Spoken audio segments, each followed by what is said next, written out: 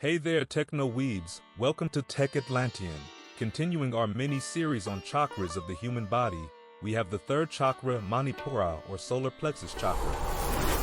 Located in the upper abdomen around the stomach, the Solar Plexus Chakra is ruled by the element of fire and fuels our personal power, confidence, and will. It empowers us to take action, make decisions, and transform our lives with purpose. Like fire, it brings energy, courage, and transformation.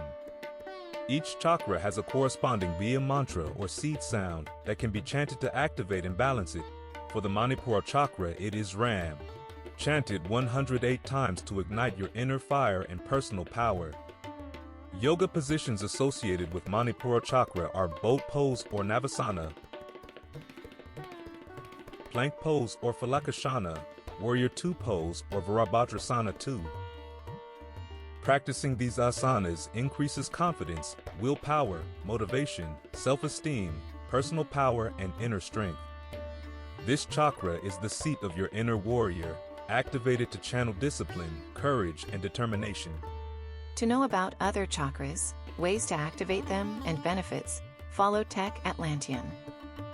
Share with your friends and don't forget to drop a like.